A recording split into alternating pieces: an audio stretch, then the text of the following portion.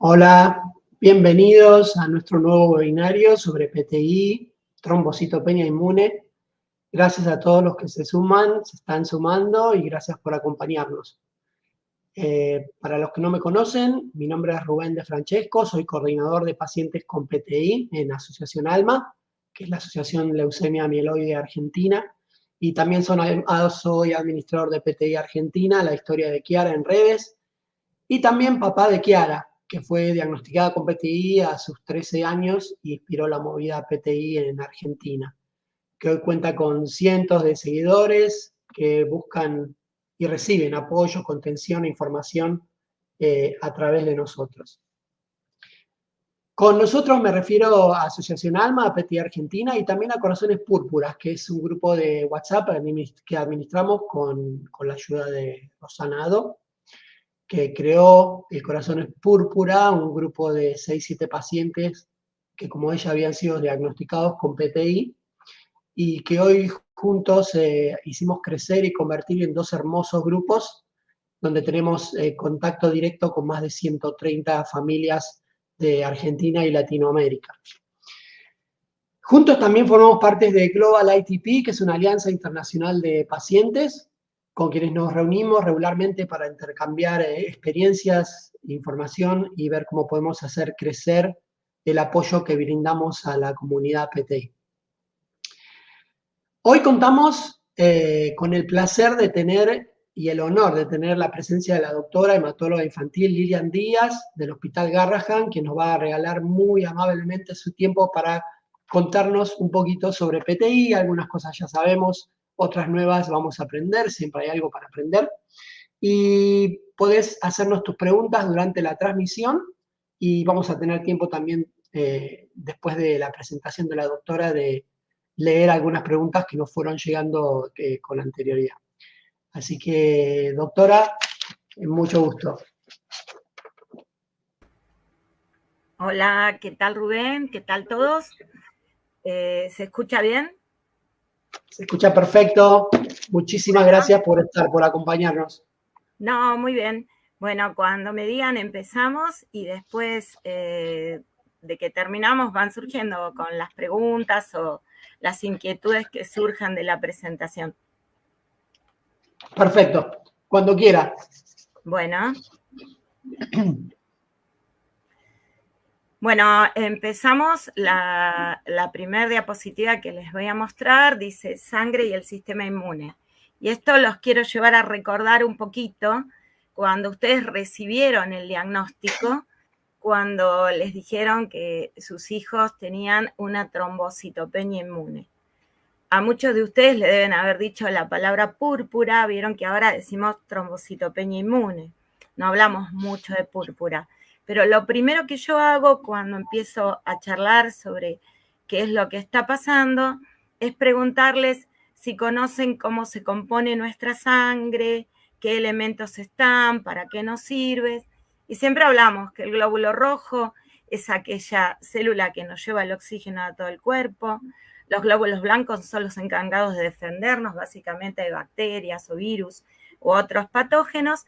Y las plaquetas que son pequeñas, pero que yo les digo siempre que funcionan como pequeños ladrillos de una pared y que nos dan la seguridad de que el vaso sanguíneo se va a mantener indemne y va a detener las hemorragias. Y a partir de ahí, de saber qué es las plaquetas o para qué nos sirven, o un nombre que nunca habíamos escuchado, hacemos la interacción de qué pasa con la sangre y el sistema inmune. Entonces hablamos un poquito de qué es el sistema inmune. El sistema inmune es una barrera que tenemos nosotros, ¿no? Es nuestra barrera de defensa y que nos defiende contra infecciones y otras enfermedades. El sistema inmune está compuesto de distintos órganos, tejidos, células y de los anticuerpos. Básicamente, ¿qué células? Los glóbulos blancos. Los glóbulos blancos que son los neutrófilos, que son los linfocitos, que son los monocitos. Todas palabras que ustedes ya conocen porque se las nombran en sus hemogramas y en sus controles. La función del sistema inmune, ¿cuál es? identificar, atacar y destruir lo que nos perjudica. Pero a veces, ¿qué nos pasa? Ese sistema inmune se equivoca y ataca los tejidos, los órganos o cualquier órgano del cuerpo, como pasa en el caso de la PTI. Por eso decimos que es una trombocitopenia inmune primaria. Algunas cositas para destacar. La trombocitopenia es un desorden inmune, ¿sí? Y se caracteriza porque las plaquetas están por debajo de 100.000. Esto va a aumentar el riesgo de sangrado.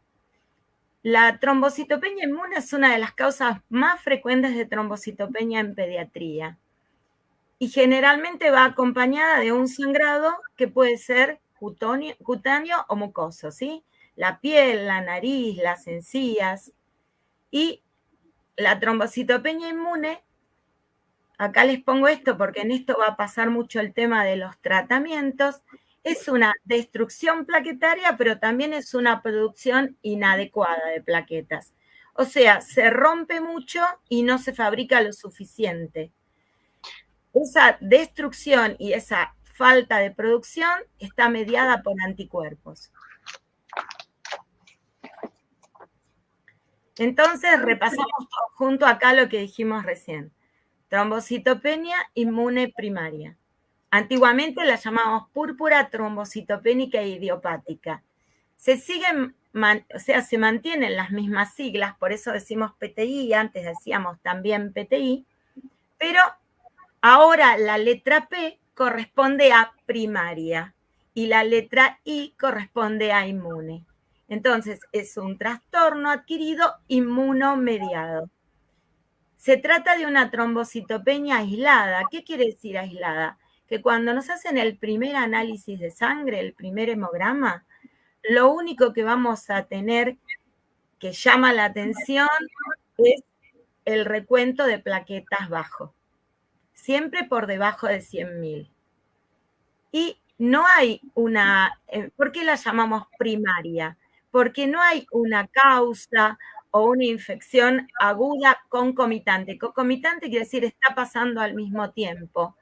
Y tampoco hay una enfermedad de todo el cuerpo que tengamos como enfermedad de base que esté justificando esa trombocitopenia.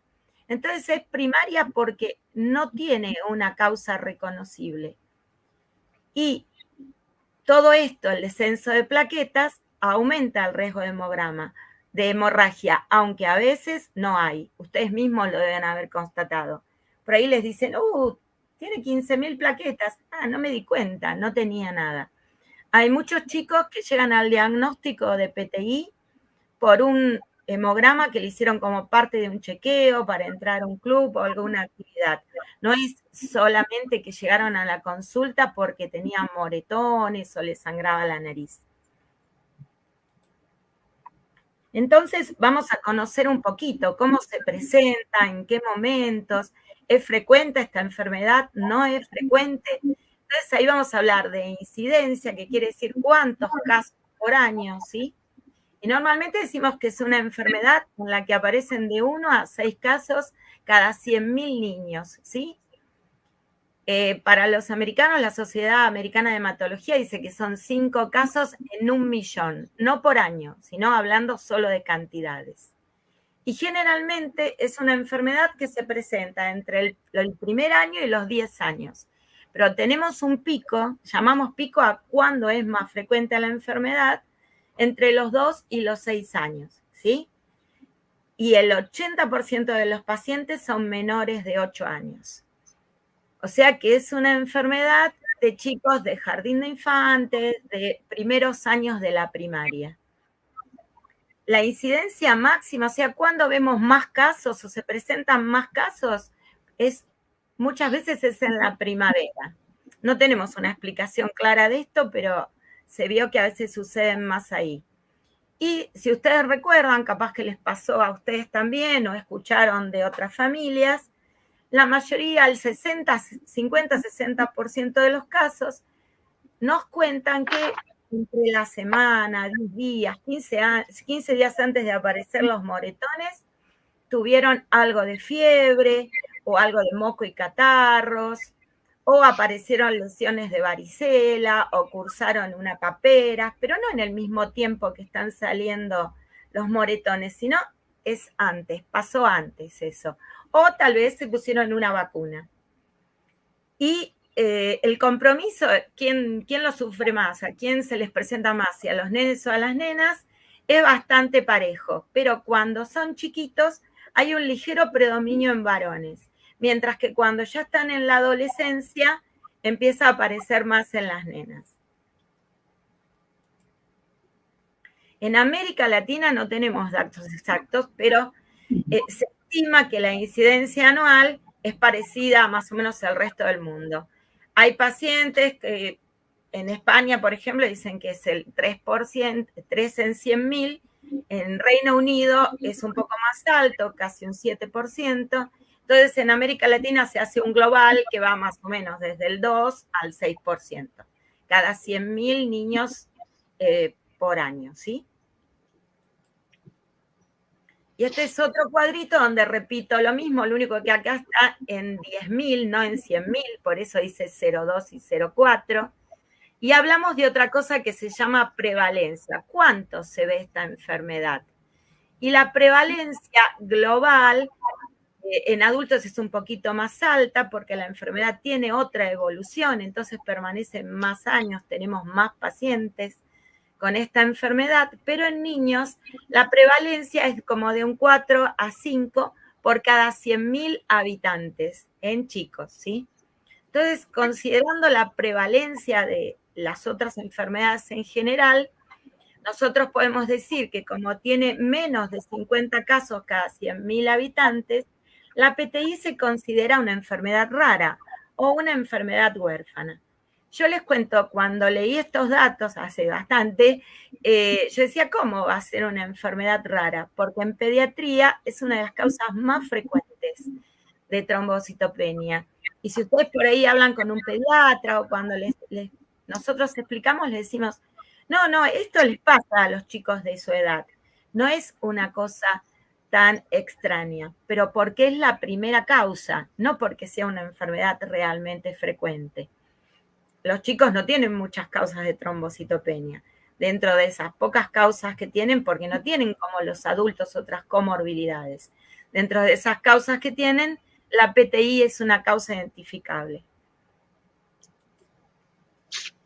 Entonces vamos a ver un poquito cómo hacemos el diagnóstico de la PTI. Lo primero de todo es la historia clínica. Y cuando uno interroga a la familia, cuando los chicos son más grandes, les preguntamos mucho a ellos, ¿no? Porque ellos tienen que ser parte de todo esto para poder tomar conciencia, para poder colaborar con los de sus papás, para que todo pueda funcionar. Entonces, cuando preguntamos, tenemos la mayoría de las veces chicos sin ninguna enfermedad de base. Chicos que lucen como niños sanos, ¿sí? No son chicos que están muy comprometidos. Sí, por ahí tienen moretones, sangrados, sangran la nariz, pero no tienen antecedentes de internaciones, antecedentes de estar tomando remedios. Y la mayoría de las veces surge lo que dijimos recién. Pasó algún cuadro de fiebre, incluso muchas veces muy banal, que fue un solo día, que no tuvo ninguna consecuencia, o se aplicaron una vacuna. Generalmente uno rescata algo de eso, pero no es un paciente que luce enfermo y ni tiene fiebre. Estos chicos no tienen fiebre con la trombocitopenia inmune. Entonces vamos al examen físico. Y en el examen físico no vamos a encontrar que puede estar un poquito pálido, porque si viene sangrando desde hace mucho, vieron que a veces pasa que aparecen los moretones y como los chicos, especialmente los chiquitos, juegan, saltan, se trepan, andan todo el día entre el colegio o el jardín o otras actividades que hacen, por ahí nos asombramos de que tengan moretones, y sobre todo si esos moretones son de la rodilla para abajo. O no nos damos cuenta que aparecieron las petequias, que son esos pequeños puntitos rojos que por más que los tocamos no desaparecen. Entonces, como el chico sigue haciendo su vida normal, va al colegio, come bien, no le pasa otra cosa, no nos damos cuenta. Pero a raíz de esos moretones que ya tienen un tiempo de evolución y todo, los pacientes se van poniendo anémicos. Entonces pueden ser que estén un poquito más pálidos o que tengan los labios más pálidos. Entonces, por ahí al examen físico encontramos un poco de palidez o también encontramos las petequias, encontramos los moretones, pero no encontramos otra cosa llamativa. No tienen ganglios, no tienen, nosotros cuando revisamos a los chicos, los pediatras tocamos la panza y vemos si se les palpa el hígado, si se les palpa el vaso. Esos órganos normalmente no se tienen que tocar en la panza, porque están, pero están más arriba. Entonces, no se tocan fácilmente ni están agrandados. En el caso de la PTI, no tengo que tocar eso. Si yo toco a un paciente que tiene plaquetas bajas, pero tiene el vaso grande o el hígado grande, ya son señales de alarma, ¿sí? Entonces, un paciente con trombocitopenia inmune no tiene esos signos de alarma. Entonces, si a mí me cuentan una historia así, reviso al paciente, no lo veo comprometido en su estado general, empiezo a pensar en trombocitopenia inmune. Entonces después voy a pedir un laboratorio. ¿Qué es lo primero que voy a pedir? Es un hemograma, porque la presencia de petequias y moretones me hace pensar que las plaquetas están bajas. Entonces pido un hemograma y pido un coagulograma. Y en el hemograma voy a ver cómo están los glóbulos blancos, cómo están los glóbulos rojos y cómo están las plaquetas. Un hemograma de trombocitopenia inmune básicamente es trombocitopenia sola, ¿sí? ¿Puede tener anemia? Sí, por lo que dijimos antes. Si pasa en el tiempo, hay pequeñas pérdidas, o si tenemos pérdidas grandes, sangrados importantes por la nariz, por la boca, o hacen pis con sangre, o sangre en la caca, todo eso nos lleva a anemizarnos, entonces podemos tener anemia. Pero tiene que ser una anemia por pérdidas, una anemia que no me llame la atención, una anemia que sea, o también por ferropenia. Ferropenia es que le falta hierro por las pérdidas de sangre. Entonces, un hemograma en principio solo con plaquetas bajas. Y lo que complementa muchísimo el hemograma y lo que es muy importante, a veces por guardia eso no es posible, pero al día siguiente en muchos hospitales se cuenta con un hematólogo, a veces no es un hematólogo pediatra, pero es un hematólogo de adultos, y es importante ver el frotis. El frotis es ese pequeño vidrio que sacan cuando nos hacen el hemograma. Vieron que cuando hacen un hemograma cargan un tubito y después hacen una extensión de una gotita de sangre en un vidrio. Eso es lo que llamamos frotis de sangre periférica.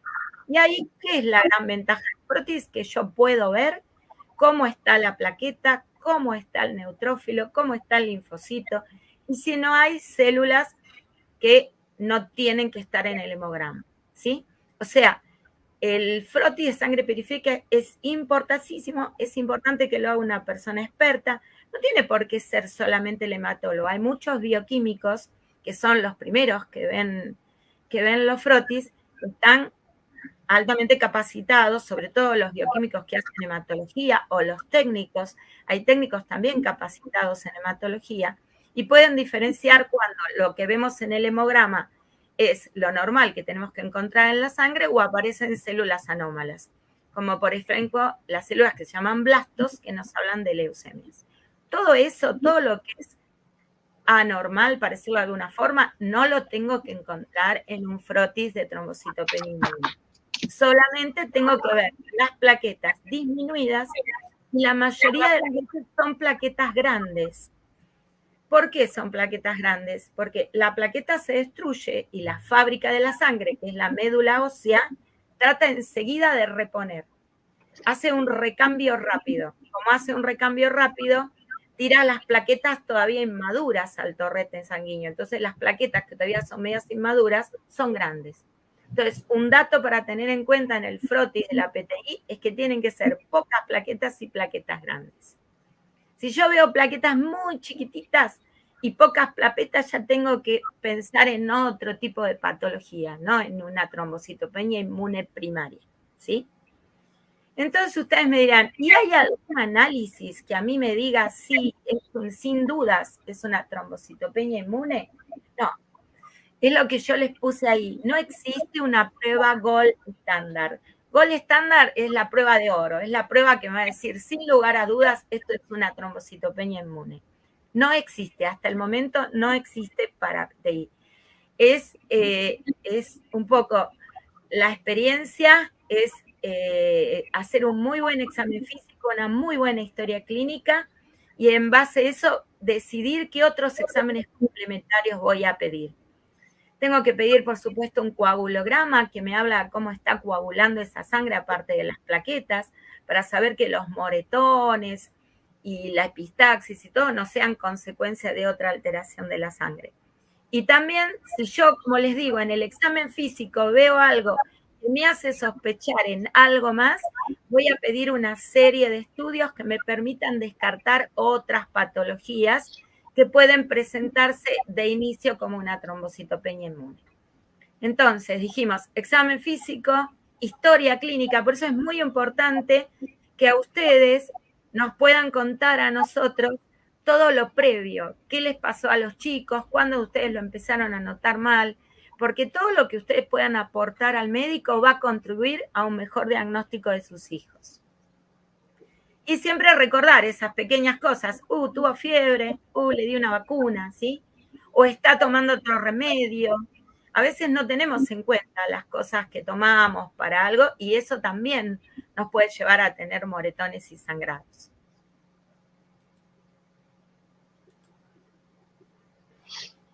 Y hay en algunos lugares, bueno, el diagnóstico de PTI es un diagnóstico de exclusión. O sea, cuando yo saqué de lado otras causas, hablo y digo que tengo una trombocitopenia inmune. Y también otro tip que a veces nos dan para decir es una trombocitopenia inmune es la respuesta al tratamiento. Por ahí yo empecé un tratamiento y tuvo buena respuesta el paciente, entonces digo, bueno, respondió a este tratamiento. ¿Eso me asegura que es una trombocitopenia inmune? Sí, me asegura que tiene un mecanismo inmune involucrado, pero no excluye causas secundarias de trombocitopenia, ¿sí? Entonces, hay causas secundarias de trombocitopenia inmune, que también el mecanismo es inmune, pero no es primaria. Siempre detrás puede haber inmunodeficiencias, enfermedades autoinmunes, enfermedades virales agudas que estén ocurriendo en ese momento, como el HIV, como el CMV, como la hepatitis, o también la presencia hay muchos remedios para cualquier otra enfermedad que pueden desencadenar por un sistema inmune que también caigan las plaquetas. Lo mismo, hay algunos tipos de cánceres que generan anticuerpos y hacen que caigan las plaquetas, aunque no sea una neoplasia de la sangre, ¿sí? Entonces, esas trombocitopenias inmunes secundarias, a veces de todas las trombocitopenias inmunes, puede constituir alrededor de un 10%.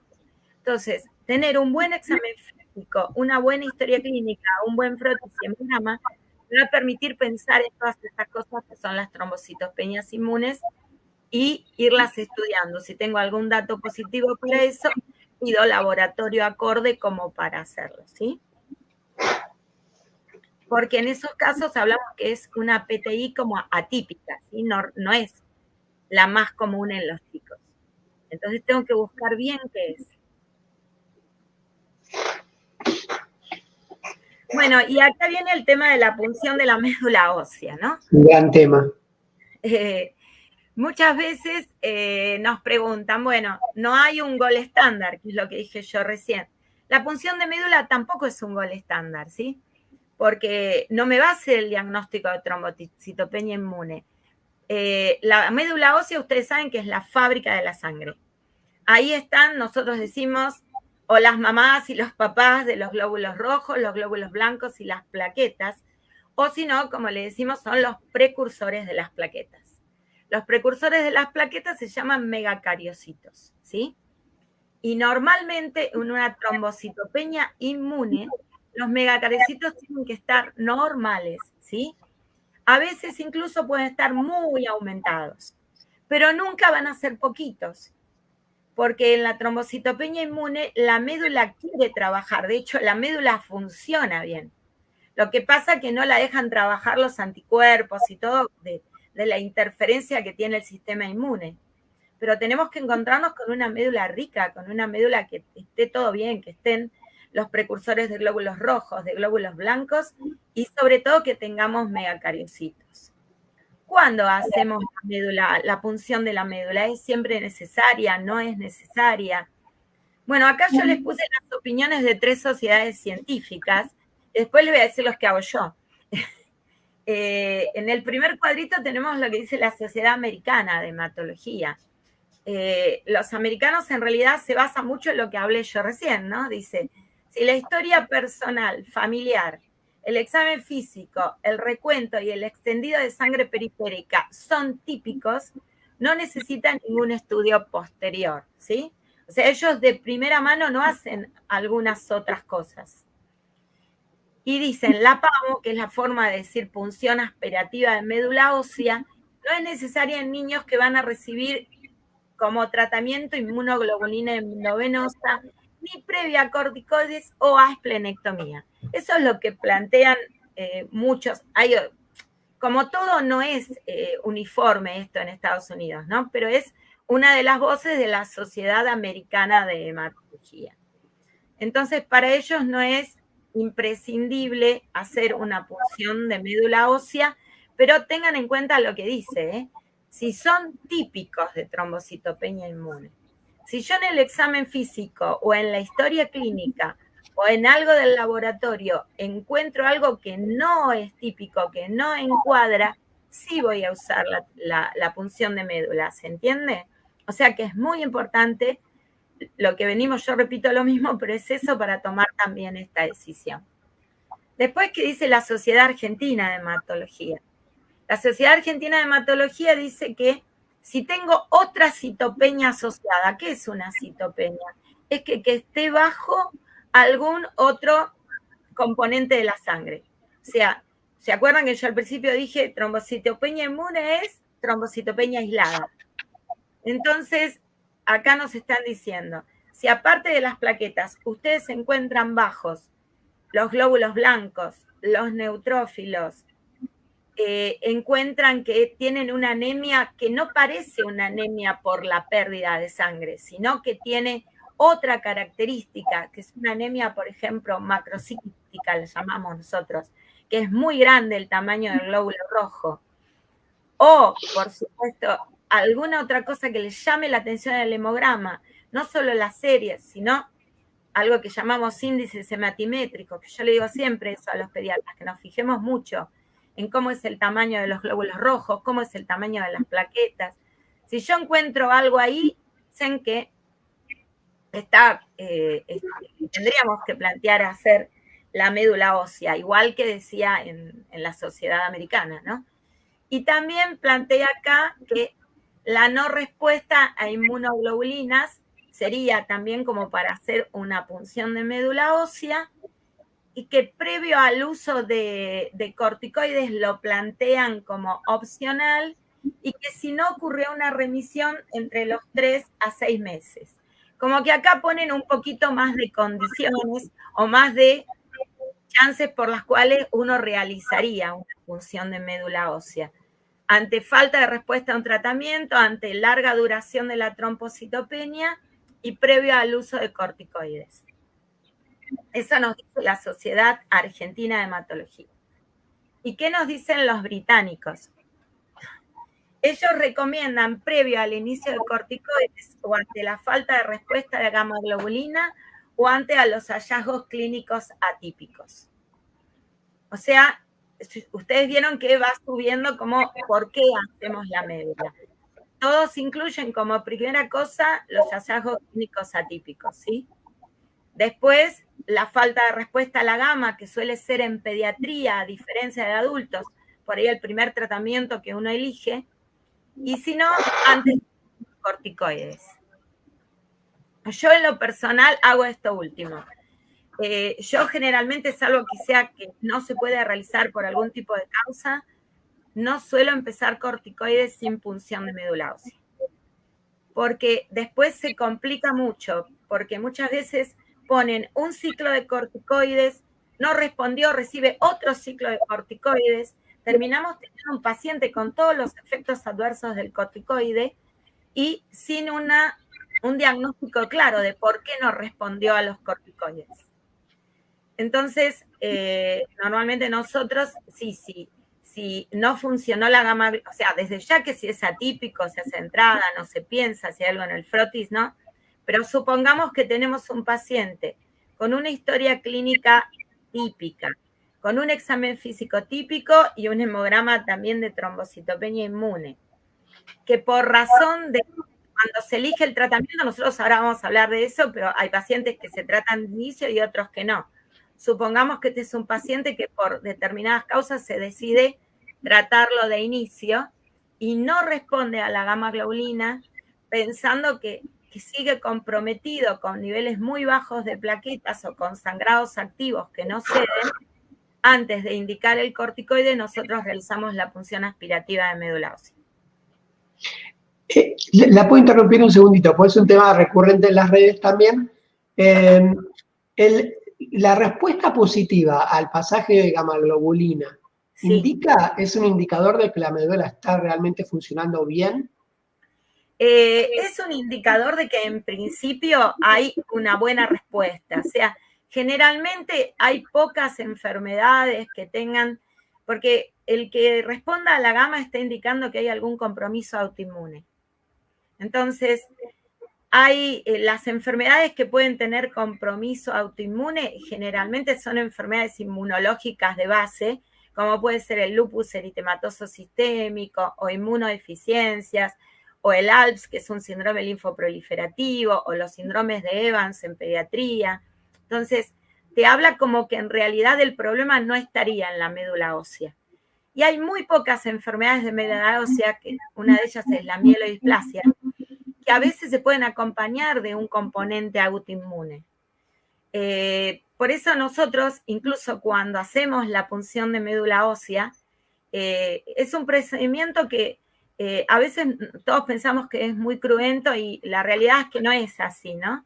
Porque muchas veces la primera negativa es por decir, uy, ¿cómo le va a doler eso?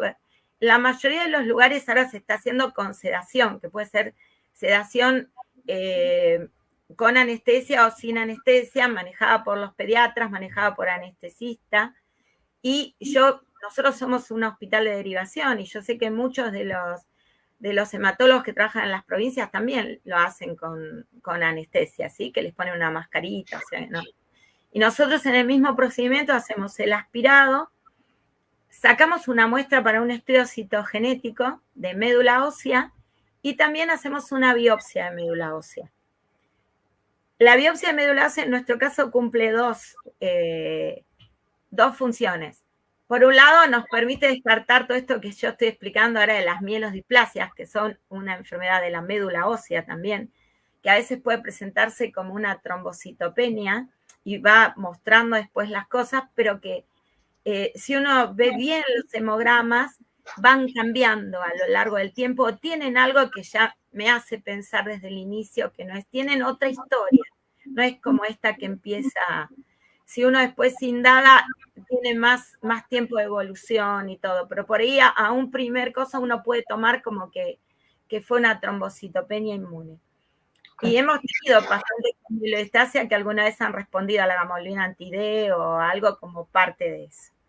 Pero la mayoría de las veces tener una respuesta con gamma globulina y sobre todo si se sostiene y si es una respuesta completa y todo, nos deja como que no, lo vamos a ir siguiendo. Siempre todos los pacientes hay que seguirlos. Ese yo creo que es lo principal, ¿no?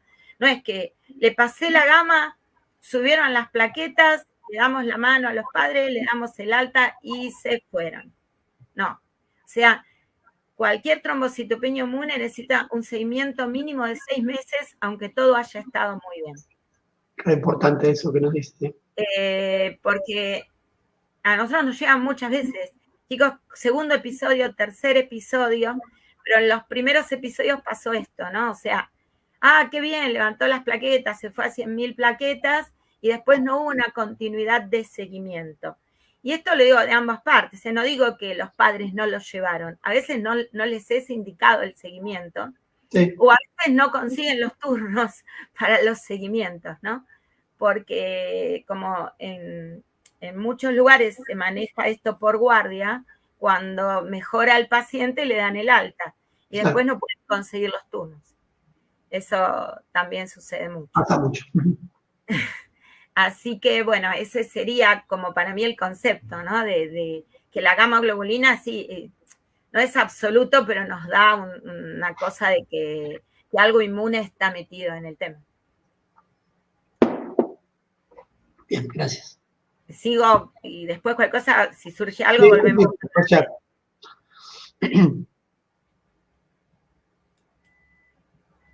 Entonces nosotros ya tenemos nuestro paciente, ya decidimos si fue un paciente que necesitó que con las primeras cosas y los estudios básicos llegamos al diagnóstico presuntivo de trombocitopenia inmune, o si tuvimos que hacer otra serie de tratamientos, o si tuvimos que llegar a hacer una médula ósea de inicio.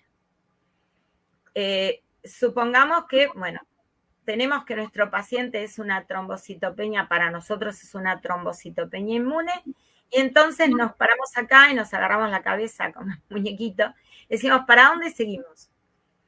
Es tratamiento versus no tratamiento.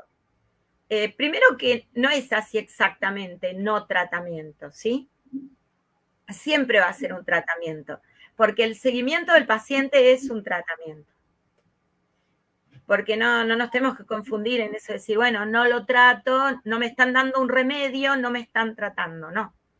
Si a mí me vieron, me siguen y me dicen, bueno, te quedas internado 48 horas para ver qué pasa.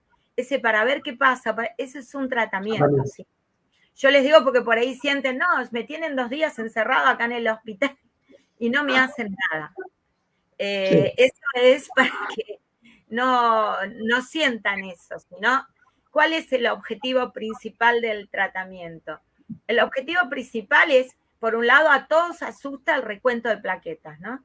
Por ahí llegan con 5.000 plaquetas, 10.000 plaquetas, 20.000 plaquetas, 30.000, no sé, lo que sea. Pero siempre una pregunta recurrente de los padres y lógica es, ¿y cuántos son las plaquetas normales? ¿Cuánto tendrían que tener? Entonces nosotros decimos, sí, arriba de 100, 150. 150.000, sí, ahora tiene 15.000, ¿y qué hacemos? ¿No?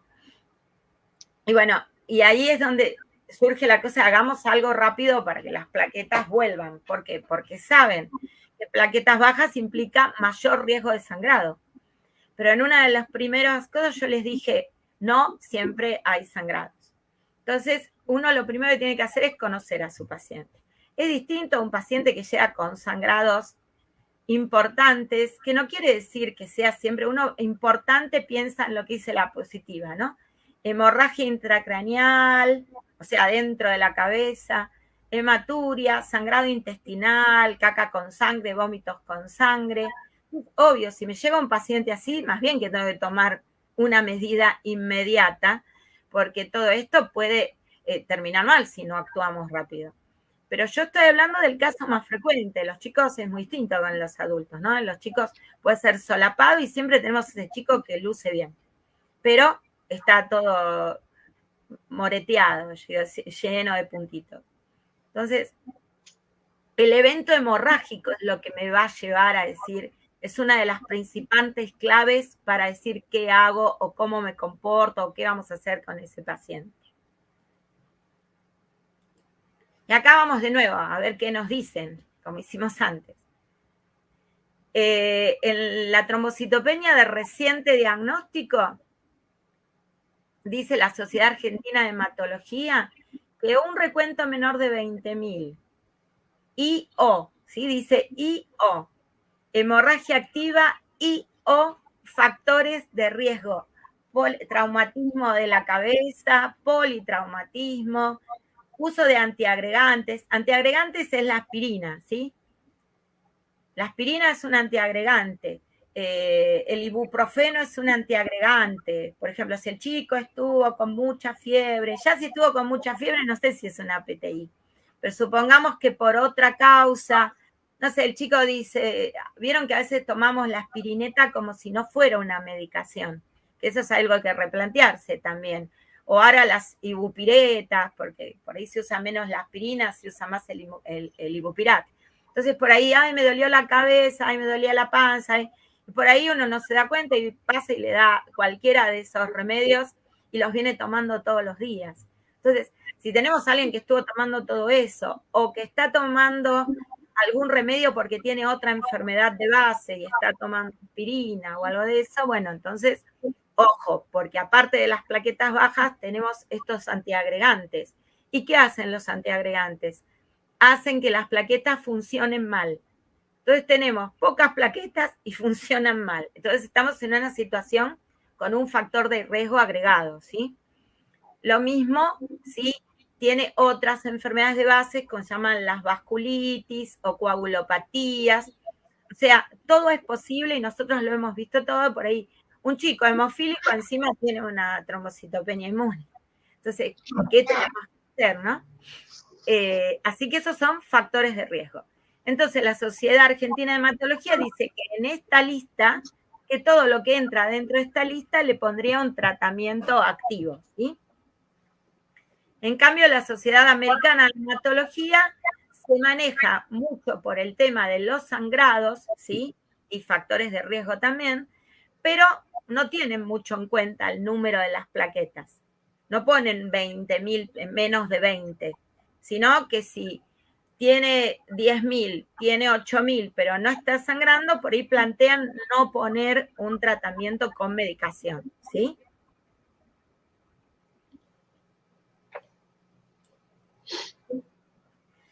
Bueno, nosotros hacemos más o menos, no tanto como, porque a mí me llega un chico con menos de 10.000 plaquetas y lo voy a tratar. Con 20, por ahí lo voy a esperar, pero todo depende de cómo esté sangrado que esté haciendo, ¿no? Y uno de los tratamientos, que son tratamientos, es esperar y observar, ¿sí? Yo encontré este logo, este video que tenían ustedes en la página, y que habla un poquito, ¿no? Es la espera vigilada, que es eso que yo les digo. Si nosotros les decimos, bueno, se van a quedar internados y vamos a ver cómo va yendo, no quiere decir que no estamos haciendo nada. Estamos viendo los laboratorios que sacamos, estamos viendo la evolución que tienen, ¿sí? 2/3 de los pacientes recuperan el recuento plaquetario. Pueden ser desde días hasta 6 meses. Por eso a veces no hacemos nada si no hay sangre, porque puede ser en días que esta situación cambie, ¿sí? Y la remisión espontánea, decimos nosotros, llamamos remisión cuando las plaquetas volvieron al número normal. Creo que no ponemos así curación, ponemos siempre remisión. Somos cautelosos porque a veces en distintas edades de la vida puede volver. Uno no quisiera, pero puede volver. Hay gente que no le vuelve nunca más, pero hay otros que les puede volver. Entonces siempre decimos remisión completa. Y la remisión espontánea es duradera. Eso es para que no tengan miedo. Porque por ahí su hijo salió solo de esto, no necesitó remedios. Y no quiere decir que tienen que estar con miedo todo el tiempo de que enseguida va a recaer, que enseguida va a volver. O sea, tenemos que cuidarlos. Por eso hacemos todo esto que yo les digo de, si salió rapidísimo, lo seguimos hasta que cumplieron 6 meses, aunque tengan las plaquetas normales, y después pasan a seguimiento, sí, por pediatría. Ustedes siempre tienen que contar, mi hijo tuvo una PTI a tal edad, fue así, o sea, cuando tengan otra enfermedad, aunque la PTI ya esté superada, siempre la tienen que contar. Pero no es que tienen que vivir con el miedo a la PTI, ¿sí? Tienen que ir viendo. Esto de espera vigilada es para todo el momento, ¿no? Ahí, y después cuando son chiquitos especialmente, pero si ellos entendieron su enfermedad porque eran más grandes, ellos van a colaborar porque ellos mismos se van a cuidar. Cuando vean si aparecieron de nuevo las petequias o pasó alguna cosa de esas. Entonces, primer tratamiento, si no estamos ante grandes sangrados o ante recuentos muy, muy bajos, muchas veces va a ser esto de mirar y ver qué está pasando para ver cómo seguimos, ¿sí? A veces son unos días que están internados, después si el paciente continúa con 20.000 plaquetas, 25.000 y está estable, así, los mandamos a las casas y los vamos controlando. Al principio los controlamos cerquita, que vienen dentro de la primera semana, después a veces de a poquito va subiendo y los vamos espaciando en los controles. Pero eso es muy dinámico y depende mucho de cada paciente. Esto no puedo decir a todos los pacientes los vemos, no. Esto es, yo estoy con mi paciente, conozco a mi paciente y vamos viendo cada cuánto nos vamos viendo. Y sobre todo creo que es muy importante que la familia desarrolle los signos de alarma, ¿no? Y ante cualquier duda, aunque vengan de más, tienen que concurrir, ¿sí? Para no llegar tarde. Y decirles a los chicos que no oculten cosas, especialmente en los más grandes, porque a veces, como no quieren venir más al médico, no quieren saber que los internen de vuelta, no cuentan. Y por ahí vieron que apareció alguna petequia o se sintieron más cansados o pasó algo. Y no lo quieren contar. Por eso es muy importante que ustedes les digan que todo es para que las cosas caminen bien y en realidad, si se dan cuenta antes de las cosas, por ahí se puede solucionar sin que se vuelvan a internar, ¿sí? Así que es muy importante que hablen con los chicos. Claro, y ahí entra en juego también el tema de la decisión compartida, ¿no? Con el médico, Claro, el paciente, el cuidador y el médico. Exacto. Que decía que es lo mejor informarle al pacientito o al adolescente a través del médico también, ¿no? Que le comunique cuáles pueden ser Obvio. los riesgos. Pero lo importante es lo conjunto, ¿no? Claro, totalmente. Y la decisión compartida. Exacto. Y tampoco dejarlo cuando son adolescentes muy en manos de los chicos. Porque a mí me pasa que a veces pacientes crónicos tienen que tomar una medicación todos los días y las medicaciones crónicas tienen eso, que uno se va cansando. Y en algún momento se siente bien y la deja. Entonces, uno dice, bueno, él sabe que tiene que tomar tal medicación, que sí, que siempre tiene que tomar el Trombopag a las 7 de la mañana. Pero tenemos que ver que eso pasa sin que nos genere tampoco un drama con el adolescente, ¿no? Con el adolescente, sobre todo. Exacto, sí, sobre todo hablarlo mucho, porque si los supervisamos mucho, están como invadidos. Sí. Pero si tampoco no preguntamos en qué andan, tampoco estamos tranquilos nosotros de que realmente estén tomando la medicación. Así Totalmente. Que en ese sentido tenemos que hablar mucho con los chicos para que sea como dicen ustedes, esto de una decisión conjunta, ¿no? Compartida. Bueno, cuando tenemos que decidir qué tratamiento, o sea, supongamos que no resultó, no arrancó, siguen las plaquetas bajas o hay muchos sangrados, tenemos que tomar una decisión de tratamiento, ¿no? Entonces, yo dije al principio que una de las causas de la PTI, o sea, que la PTI pasaba por dos cosas. La destrucción acelerada de las plaquetas y la producción deficitaria de plaquetas. O sea, se están produciendo pocas plaquetas. Se fabrican pocas plaquetas, los megacariocitos fabrican menos plaquetas que las que se rompen. Entonces no alcanzan a cubrir la destrucción, entonces eso en qué se manifiesta en la trombocitopenia. Entonces, es una reducción transitoria o persistente del recuento plaquetario y eso va a aumentar el riesgo de sangrado. Entonces, cuando está sangrando, tenemos que darle algo que nos permita que las plaquetas suban rápido. Y entonces, en base a eso, vamos a elegir el tratamiento. Y es lo que llamamos los tratamientos de primera línea. Esto también deben haber escuchado esta frase, primer línea de tratamiento. ¿Qué quiere decir primera línea de tratamiento? ¿Qué es lo primero que yo voy a usar? ¿Y por qué voy a elegir esta medicación? El concepto es que la voy a elegir porque está sangrando o el recuento es sumamente bajo. Entonces tengo que darle algo que me dé una respuesta dentro del primer al séptimo día. No puedo esperar una medicación que tarde 20 días, un mes y medio, ¿sí? Porque está sangrando.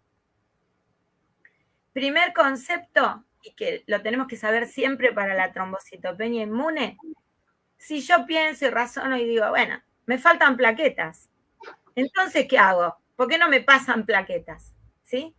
Lo que se llama transfusión de plaquetas. En la trombocitopenia inmune, si ustedes leen ahí el cuadrito, no está la transfusión de plaquetas. ¿Por qué no está? porque los anticuerpos que tengo, que están destruyendo mis propias plaquetas, van a destruir las plaquetas que yo le voy a estar pasando. Entonces, que a mí me presten plaquetas de otra persona no me sirve, porque también las voy a romper. Si yo tengo anticuerpos contra las plaquetas, también voy a romper las que están ingresando. Entonces, de primera medida, por eso no indicamos una transfusión de plaquetas cuando pensamos que la causa de esa trombocitopenia es inmune. Para otras causas de trombocitopenia sí se indican transfusiones de plaquetas, pero para esto no, ¿sí?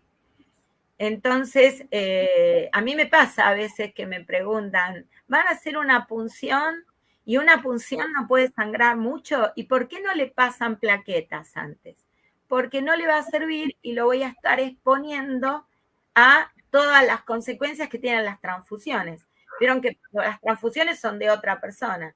Entonces, aunque ahora hay muchos controles y son mucho más seguras, siempre existe el riesgo de que me transmitan alguna enfermedad infectocontagiosa por las transfusiones. Así que no está dentro de nuestra primera opción hacer una transfusión de plaquetas. Sí, a veces uno las tiene que usar cuando es una emergencia, muy emergencia, se usa todo junto, se pasan plaquetas, corticoides, después lo vamos a decir, pero no es el caso habitual de la trombocitopenia inmune en pediatría, ¿sí? Entonces, estos son los fármacos que tienen esas características. La gamma globulina estándar, los corticoides y la gamma globulina anti-D. Eso es lo que nosotros llamamos primera línea.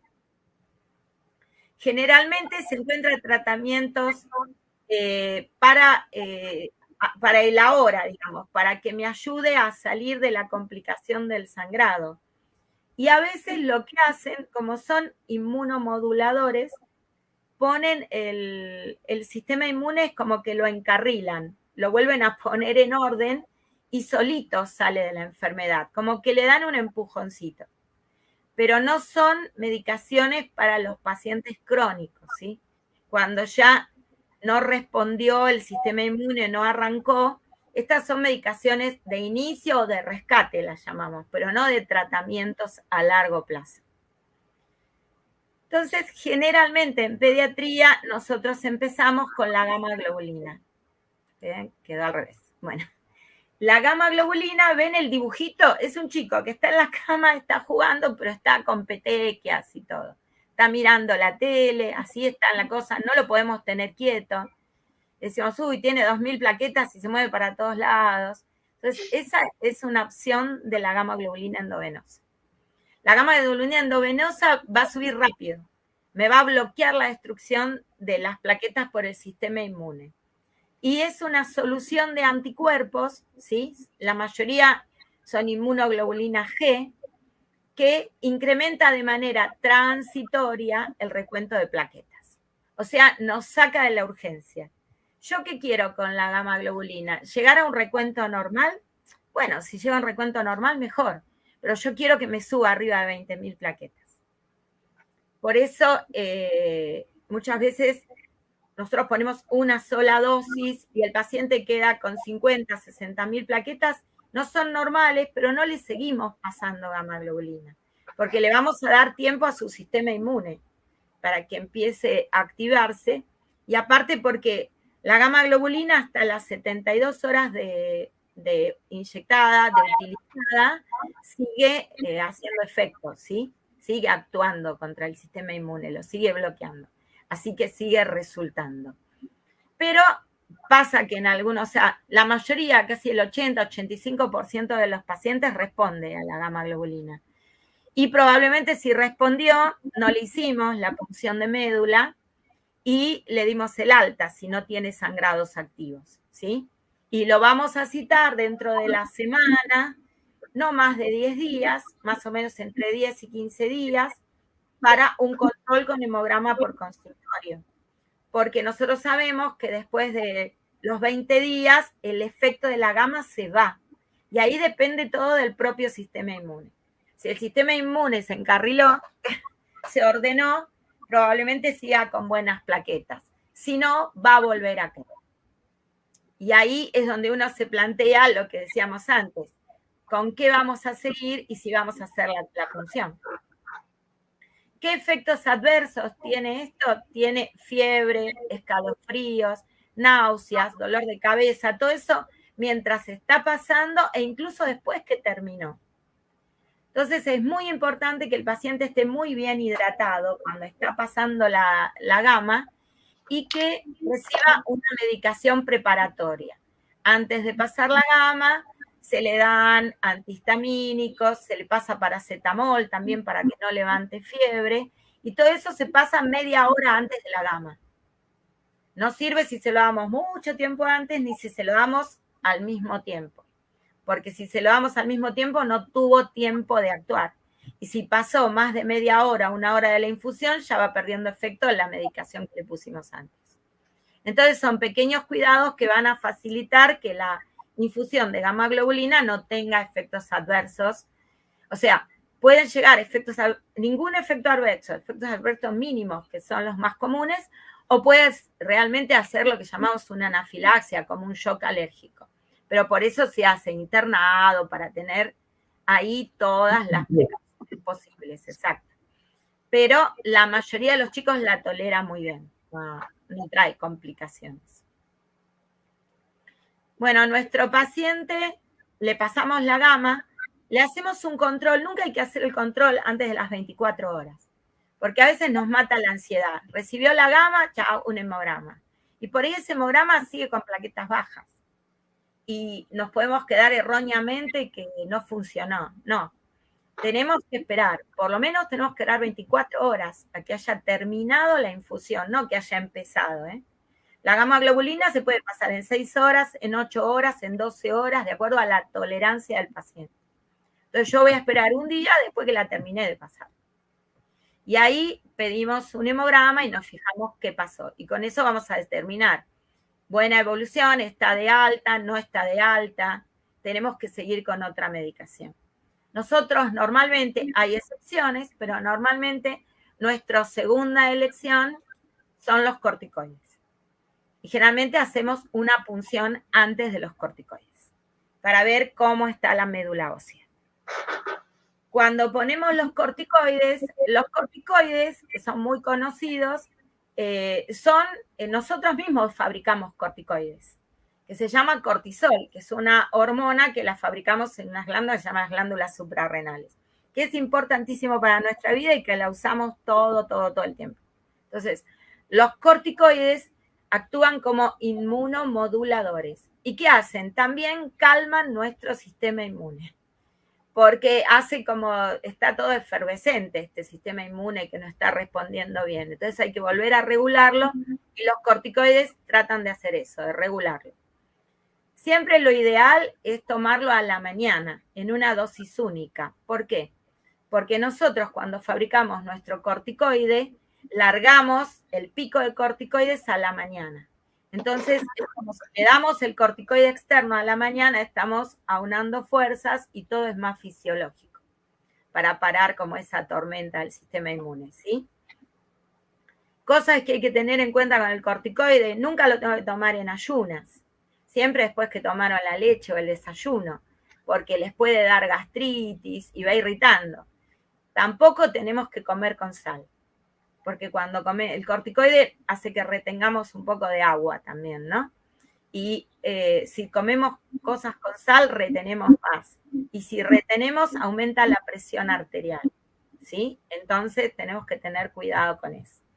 Y otra cosa que a veces hacen los corticoides, que es raro en los chicos, y con las dosis generalmente es raro, pero puede aparecer, es que aumente la glucemia en sangre, ¿sí? Aumenta el azúcar en sangre.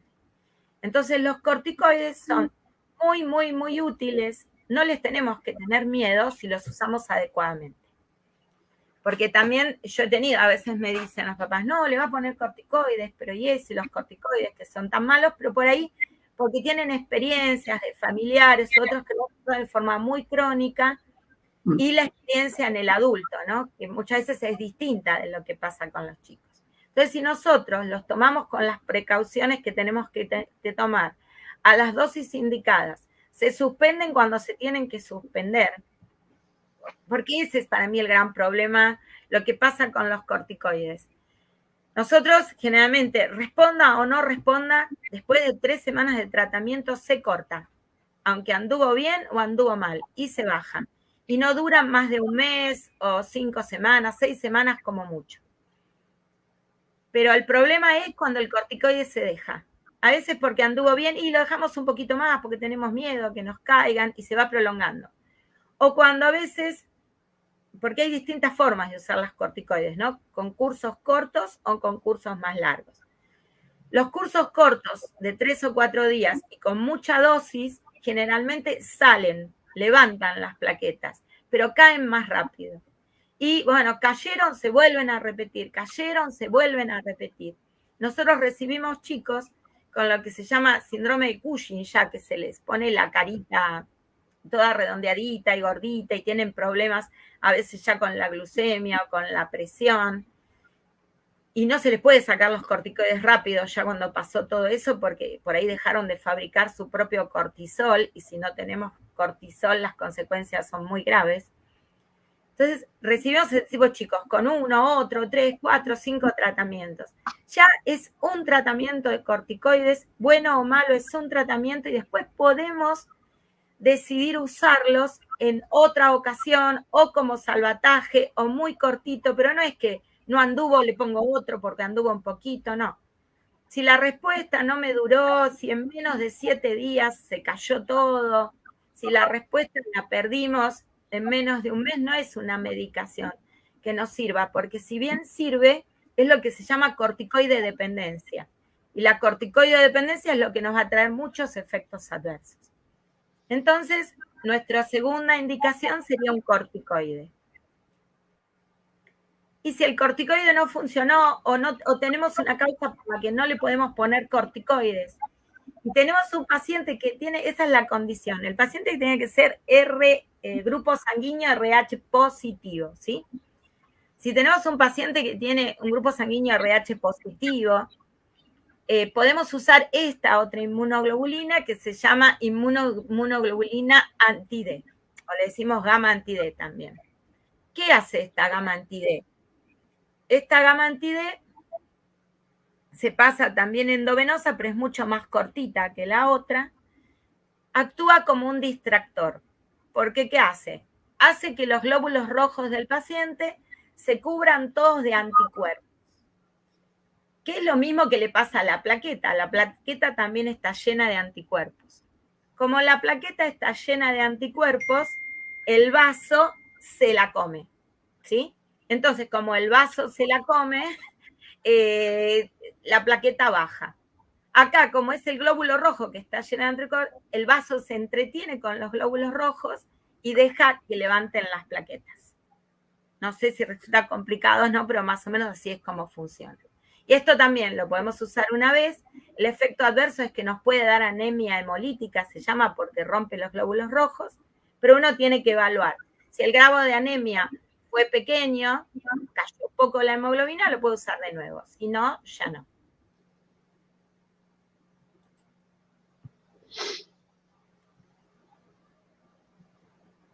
Bueno, y entonces en la emergencia es otra cosa. En la emergencia, ahí usamos todo a la vez. Emergencia es el paciente sangrando y grave, ¿sí?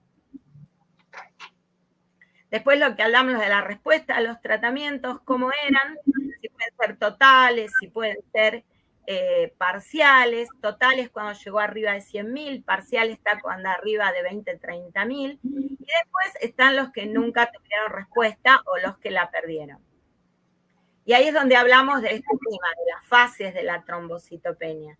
Que decimos, la trombocitopenia puede ser de reciente diagnóstico hasta los 3 meses. Después la llamamos persistente hasta los 12 meses y después ya hablamos de una trombocitopenia inmune crónica, ¿sí? Entonces, en base a dónde estemos parados va a ser los tratamientos que estamos usando. En el reciente diagnóstico es todo lo que hablamos después. En la persistente se pueden ir utilizando alternativamente los tratamientos que ya hablamos, y en la crónica ya normalmente tenemos que usar otros tratamientos. Que el chico tenga una trombocitopenia crónica, que puede ser de un 10 a 20% de todos los chicos, ¿eh? No quiere decir que nunca van a remitir. También existe la remisión espontánea en las púrpuras crónicas, ¿sí? Es una conducta expectante y tenemos que esperar, porque por ahí crónico está todo lo que abajo de 100.000. Entonces, por ahí tenemos un paciente que tiene 30.000, 40.000, 50.000, no lo vamos a estar llenando de medicación, ¿sí? Mientras que no tenga sangrados. Y de acuerdo a lo que pueda hacer en su nivel de vida, ¿sí? Por eso les puse el en medio. Muchos chicos alcanzan niveles plaquetarios adecuados, entre 20 y 30.000, no normales, adecuados, y no presentan síntomas. Y como habíamos dicho también que podíamos tener un mecanismo por destrucción y otro porque no se producía bien, acá aparecen otras medicaciones. Algunas de estas medicaciones son también inmunosupresores, ¿sí? Como era el corticoide o inmunomoduladores como la gama. Pero hay otros medicamentos que ayudan a aumentar la producción. Estos ustedes habrán escuchado mucho, sobre todo si ya están en este periodo de persistente o de cronicidad, que son los trombopoyéticos, los TPO, ¿sí? Estos son agonistas de la trombopoyetina. ¿Qué quiere decir? No es trombopoyetina, sino que tienen una estructura similar y actúan sobre los receptores de trombopoyetina que hay en el megacariocito. Y los ayudan a producir y los ayudan a madurar, porque a veces el megacariocito no madura y entonces no produce. Tenemos dos medicaciones, el romiplastin, que es subcutánea, y el trombopac, que es por la vía oral. Se puede empezar por cualquiera de los dos, eso también es un acuerdo con el paciente y con la disponibilidad, ¿no?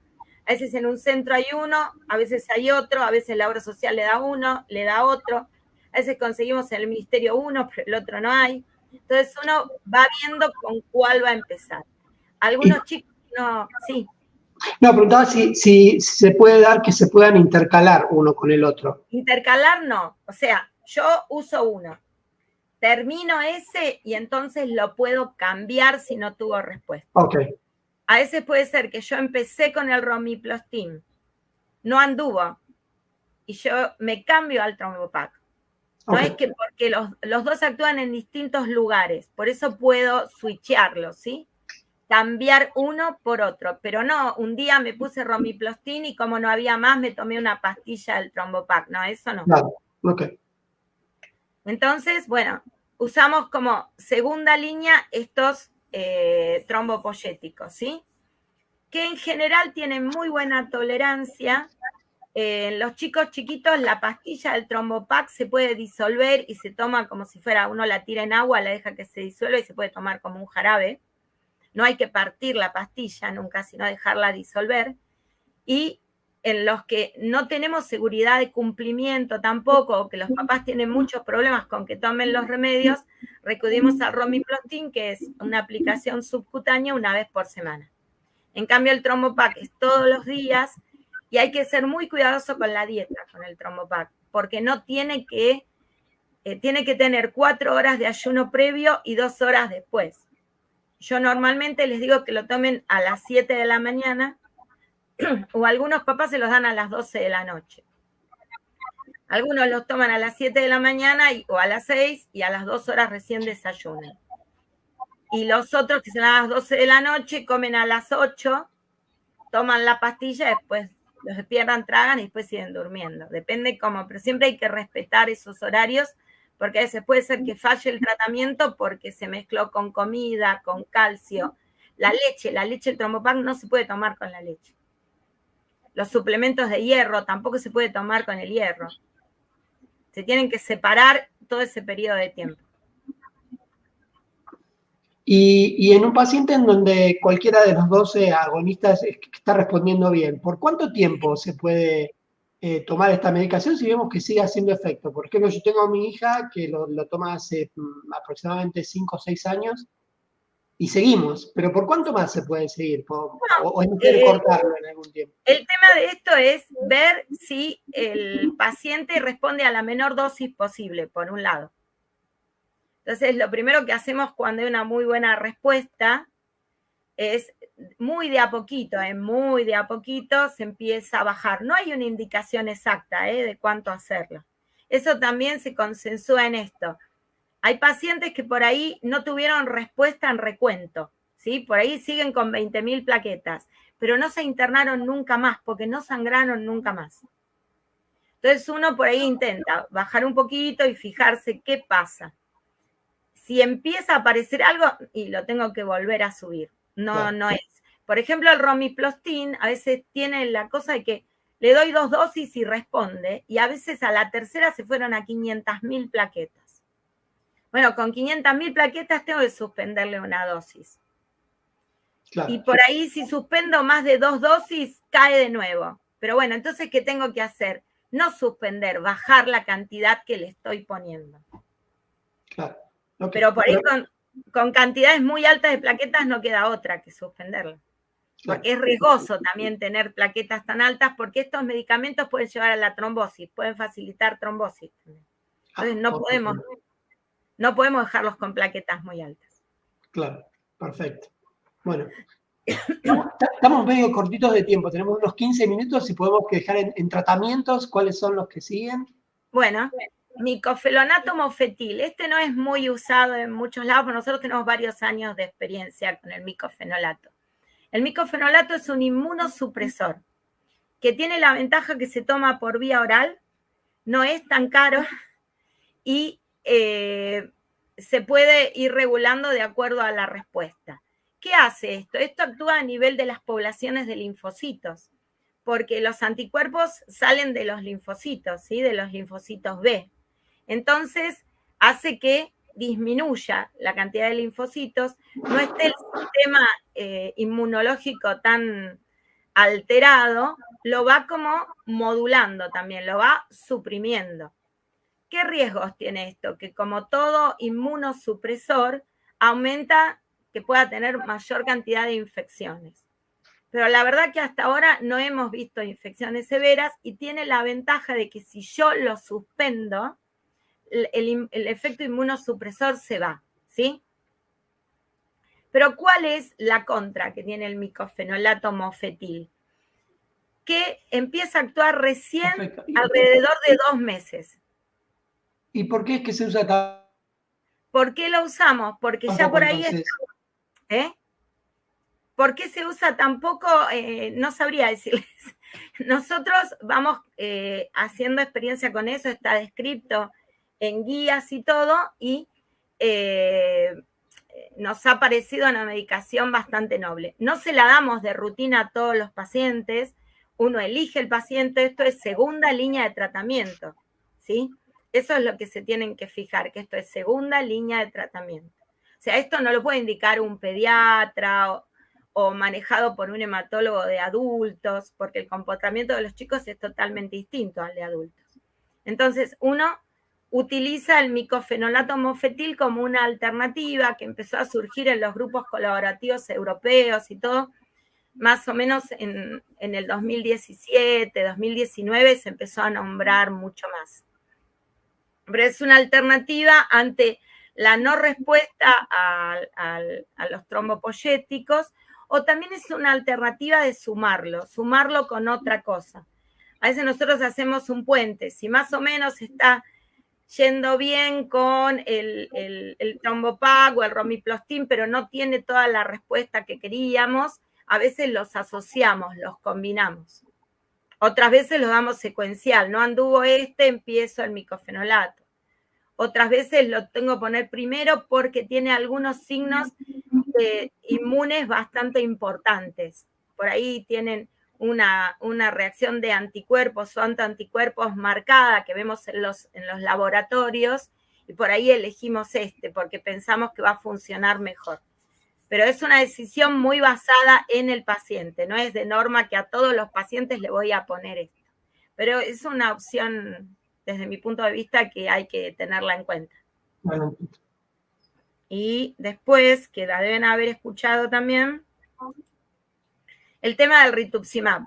Esto hace ya muchos años, al principio de los 2000, 2007, 2010, fue que empezó toda la historia con el rituximab, ¿no? Como para una medicación de segunda línea para pacientes resistentes.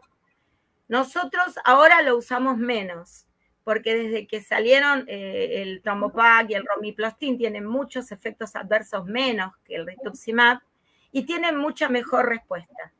El rituximab, primero que se necesita como 15, 20 días también de tratamiento para ver algo, y segundo que afecta al sistema inmune, baja mucho el tipo de linfocitos B y puede, en muy pocos casos, pero puede pasar que quede con una hipogamaglobulinemia, es con anticuerpos muy bajos y con mayor incidencia de infecciones.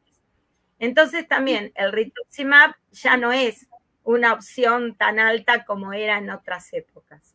Ahora generalmente uno empieza con el Trombopac o el Romiplastin, después puede optar micofelolato o rituximab. ¿Se entiende? Más o menos esa es lo que uno hace, salvo que el paciente tenga alguna característica que me lleve a decir, me parece que este va a andar mejor con rituximab. Y después, bueno, esto es lo que veníamos hablando recién, que estos pacientes que no responden a corticoides, gamma globulina, gamma anti-D, y ahora se sumaron los trombopoyéticos, que no responden a eso, que es lo más común con lo que uno encara un tratamiento, lo suele llamar refractario, ¿sí? Ustedes vieron que hasta ahora yo no puse la esplenectomía. Hasta ahora puse todas medicaciones. Antes se consideraba que una respuesta era incompleta cuando no respondía a la esplenectomía. Ahora no. Ahora nosotros, la esplenectomía ya es muy infrecuente. Nosotros debe ser fácil como 12 años que no hacemos una esplenectomía por trombocitopenia inmune. Porque vamos viendo y vamos tratando de evitar, primero porque la desventaja es que es un órgano que ya lo vamos a perder de por vida. Segundo, que aumentamos las infecciones. Tercero, que en la edad adulta se ve que hay mayor riesgo de trombosis, porque el vaso ya lo perdimos para siempre. Entonces, tratamos de ir agotando las cosas como para no usar la esplenectomía tempranamente, ¿sí? Y llamamos multirefractaria aquel que no responde a segunda línea, aquel que tiene plaquetas debajo de 10 o de 20, y en esos pacientes, aparte de pensar si van o no a esplenectomía o a otra estrategia, lo importante es lo que puse último, investigar otras causas posibles. Porque a veces pueden empezar como esto y termina siendo o una trombocitopenia hereditaria, que al principio por ahí respondió a la gamma y después perdió el efecto, o que son las causas que llamamos constitucionales, ¿sí? Que son las que se buscan bases moleculares o genéticas, que ahora contamos con eso que hace 10 años atrás no teníamos acceso. Podemos hacerlo en el país y ver si no hay fármacos también detrás de todo esto o si no termina en la adolescencia apareciendo un lupus. Entonces, siempre en trombocitopenia crónica tenemos que reevaluar lo que va pasando. Perfecto. Y esto último, para terminar, que los tratamientos son combinados, en estos casos de refractarias, y esto último que dice en este cuadrito, que también nos podemos permitir el stop tratamientos. ¿Qué quiere decir? Tengo 15.000 plaquetas, tengo 10.000 plaquetas, pero no sangra, no está internado, no, y agotamos posibilidades, no vamos a seguir con inventos y con otras cosas, porque lo primero es no dañar. Entonces ahí volvemos al control estricto, pero por ahí es stop tratamientos, no le seguimos poniendo cosas. Y eso ya está aceptado mundialmente, este tema. Así que bueno, no sé si les ha servido más o menos todo esto. Muchísimo. Sé que tenía preparado mucho más para contarnos. Desgraciadamente, bueno, el tiempo es tirano en esto y tenemos un montón de preguntas que sé que no vamos a llegar a hacer, así que probablemente la volvamos a invitar para una segunda parte de la charla, sin ningún compromiso, por supuesto. No, si podemos coordinar no hay problema. Bueno, muchas gracias a ustedes. Y una cosa para que todos los papás, para que me parece muy bien que sigan participando en todo esto y que pueda contar con ustedes y con Alma para seguir adelante, porque es muy importante hacer las cosas, sentirse acompañados, asesorados, es muy distinto que caminarla solo, más que todos los chicos que tienen esto en forma crónica, ¿no? Así que bueno, gracias a ustedes también. Bueno, muchas gracias. Vamos a decir rapidito, un ping-pong le hago así cortito. Sí. Tenemos, por ejemplo, una pregunta sobre los sangrados de nariz. Sí. ¿Cuándo decimos corremos a la guardia? ¿Y cuándo podemos controlarlo en casa y cómo?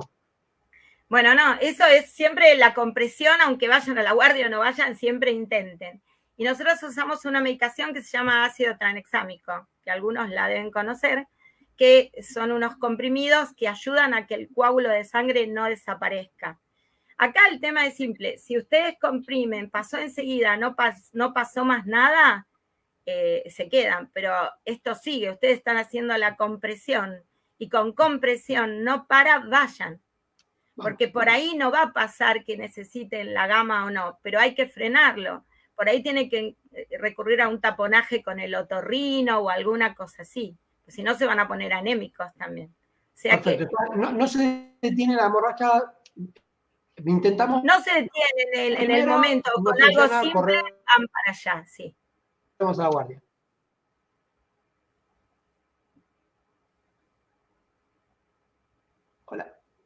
Hola. Ahí estamos, creo que tuvimos un corte por ahí. Sí. No, acá una mamá pregunta... No sé si la doctora me está escuchando. Sí, yo lo estoy escuchando. Mi mayor preocupación es sobre las hemorragias cerebrales. Mi nene estuvo con tos y vómitos por el resfriado, nos asustó. No sé si la doctora está escuchando. Sí, ¿me escuchan? Ahí estamos. ¿Me escuchan? No, sí. Ahora sí. En concreto, si bien las hemorragias cerebrales son 0.5%, son muy raras, yo se le aseguro que en todos estos años vi extremadamente pocas, está bien la medida, o sea, con un recuento menor de 10.000 y tiene un factor de riesgo que es una infección y la tos hace una cosa que se llama Valsalva, aumenta la presión y puede sangrar. Entonces está bien la medida que tomaron, si es una tos persistente, ¿no? Si es que tomaron de hacerle la tomografía y de concurrir. Si yo siempre les digo, hay fiebre, hay tos, no sabemos en qué recuento estamos y tenemos que ver cómo está el hemograma. Perfecto. Y en función de ese hemograma y la sintomatología decidirán ahí si necesita tomografía o no. Bueno, otro tema recurrente, el dentista. Tenemos caries, tenemos que hacer una extracción, ¿qué precauciones tenemos que tomar? Bueno, siempre antes de, por una caries o una cosa leve, siempre el dentista tiene que estar informado que el paciente tiene trombocitopenia inmune, eso es lo primero. Les aconsejo ir a un dentista en un lugar, no en un lugar aislado, sino en un lugar conocido, o dentro de dentistas hospitalarios, o en un hospital de niños de dientes y todo eso. Entonces, que si pasa algo, tienen a quién recurrir y no es una sola persona en un consultorio. Pero si es una extracción y todo, siempre tienen que tener un hemograma antes. Si es una caries simple, no, pero si es una extracción, siempre un hemograma previo por si tuvieron una caída o no es lo que generalmente manejan y necesitan. Después, generalmente nosotros, cuando los pacientes tienen 30, 40.000 plaquetas, en el hospital hacen las extracciones y les damos el ácido tranexámico también como ayudante de esto, ¿sí? Pero les aconsejaría, y sobre todo si van en un consultorio, que tener un hemograma previo. Salvo que les digan, es una caries de un diente de leche, una cosa chiquitita, no. Eso depende de la expertise del odontólogo, eso es muy importante también. Claro, perfecto. Bueno, ahora aparece en pantalla otra preguntita de Martín Arroyo, que es uno de nuestros seguidores de Uruguay. Sí. Diferencia entre IgG y gamma globulina anti-D. Bueno, la gamma globulina endovenosa estándar es la que pueden usar todos los pacientes, la que es común como primera indicación y que actúa como bloqueante del sistema inmune, ¿sí? En cambio, la gamma anti-D es solo para pacientes RH positivos que ponemos esta gamma globulina, el sistema inmune se distrae con los glóbulos rojos, que se ven afectados por esta gamma globulina y empiezan a subir las plaquetas. Este es un sistema distractor, el de la gamma anti-D. Y lo pueden usar solamente pacientes RH positivos, ¿sí? A, B, eso no importa. Siempre tienen que ser RH positivos. Y puede ser que no haya respondido a la gamma estándar y sí responda a la otra, ¿eh? No es Okay. porque no. O sea, a veces se pueden usar juntas y hacen como un sinergismo. Pero si no respondió a la gama estándar, se puede intentar con la gama anti-D. Perfecto. Bueno, tenemos muchas más, pero ya se nos está tenemos muy cortitos de tiempo. Quiero aprovechar para darle las gracias por ayudarnos a educarnos un poquito más, a aprender un poquito más. Un placer haber contado con usted. Espero que esa salida. Sí, nos ayuda mucho a sacarnos, nos da tranquilidad y, bueno, nos calma los nervios en muchos casos a los papás. También quiero, bueno, agradecer a la gente que nos acompañó durante la charla. Sé que hay muchas preguntas por hacer. Vamos a organizar una segunda charla para responderlas.